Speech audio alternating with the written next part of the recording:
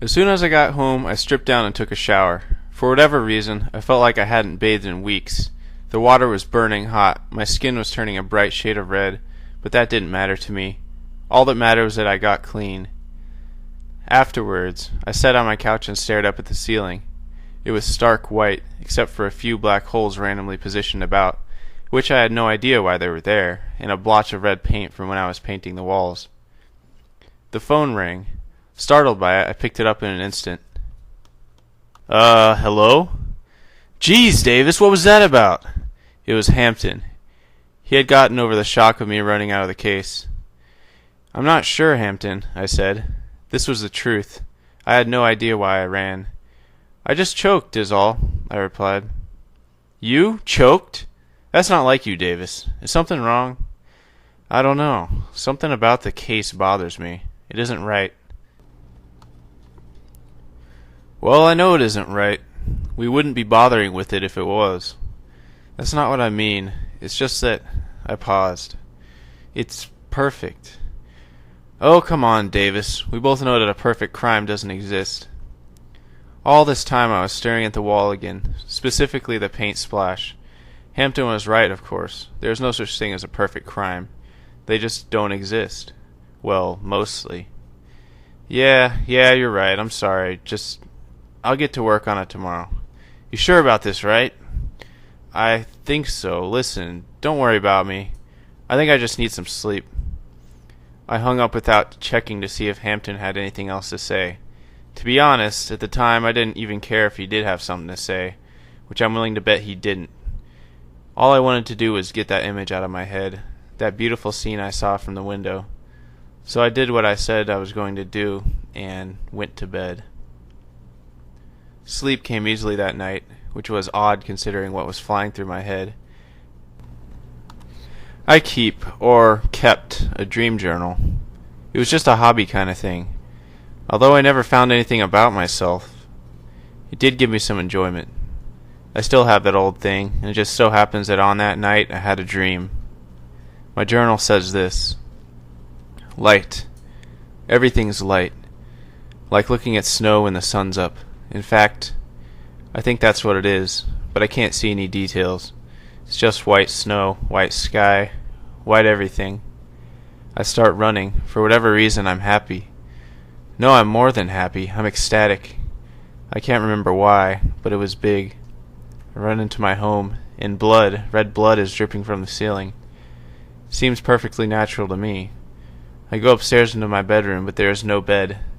Just that woman's mangled body, centered perfectly in the middle of the room. She's smiling, but still dead. Definitely dead. I start crying. Suddenly, the happiness is gone. And now I'm scared.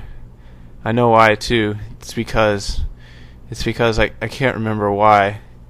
But I do remember seeing a clock on the wall, just as white as everything else, stuck on a certain time. And now blood is covering everything. The white is being replaced by red. I'm even more scared, but not because of the blood. It's an odd feeling. An emotion only possible in dreams. But it's a step above fear, and suddenly everything is perfect and I begin to vomit. I'm awake. I woke up and glanced around my room. The lights were off, and it was pitch black. I groped around for the switch, stubbing my toe on some unidentified object, and flicked the lights on. The room was just as I had left it, a complete mess. That's one of the things I've been good at, keeping a bedroom clean. I went over to my desk, pulled out my journal, and wrote down what it was written. It's harder than you'd think to remember a dream. Everything is fuzzy, especially if you haven't tried remembering them in a while. Same goes for memories, I guess. As I attempted to piece together what I was dreaming, I stared at the photo of my ex-wife, Julia. She was nice, and we did love each other, but my job got in the way. Now all I've got is a photo of her, and even that is starting to fade. At 7:30, Hampton called. Hey, Davis, you feeling any better? Yeah, I guess I really did just need some sleep. I really did feel better, too. The day felt like any other day in my life. Glad to hear it. So, you gonna take up the case? I will. Good. Be in my office at 11. I heard a click on the other line and hung up. When Hampton wants me in his office, he usually wants to give me information on the case. This is no exception. There were no signs of violence. Apart from the twisted neck and missing parts, you mean? Well, obviously, Hampton said. Hampton sat in silence for a moment. I made no effort to break it either. We both just waited, staring at each other. You know, Hampton started. He clearly didn't want to mention what he was about to say. You know, we did find something on the body. Something on the body? Like what exactly? A letter. A letter was a big deal. Letters prove it was intentional. Letters prove it was planned. And that, although you wouldn't think of it, narrows the options down exceptionally. Of course I couldn't read the letter yet. The first thing done, after reading it of course, is sending it down to forensic to see if any prints are left. And if there aren't, it's hauled over to an analyst who can tell us useful information about the writer based on the style it's written in, the neatness, everything. It's usually at that stage that people like myself get to read the letter. But there is always hope that Hampton remembered what he read. So, what'd it say? I asked. Nothing. Well, nothing important. Looked like a personal letter to me. That could be important. This one wasn't. Letting out an over-exaggerated sigh, I left it at that. Hampton knew what he was talking about after all. He had been doing the same thing for 20 years. The only thing left that could have been of any use to me was pictures. So I asked him what they got on that respect.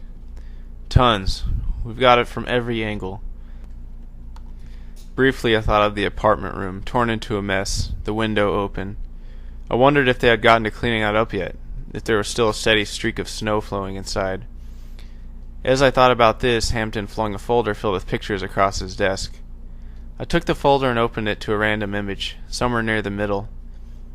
It was a view from the window. Somehow it all seemed so much more real as a picture, as if that beauty really existed.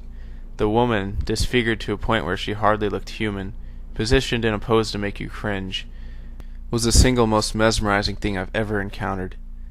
Suddenly nothing else mattered. I just needed that picture. Think I can take this one? Why? Hampton asked. He obviously didn't get it. Is there something important in that one? I don't know, maybe there is. Well, you'd know. I'll make a copy for you. Come back in an hour and I should have them ready. Thanks. I started out of Hampton's office, but he stopped me as I was opening the door. Davis, don't go too hard today. I don't want to push you. I smiled at him and left the room. I wasn't thinking about overdoing myself, or about the oddness of Hampton being nice. No, my thoughts were only on that body. It was taking over my life.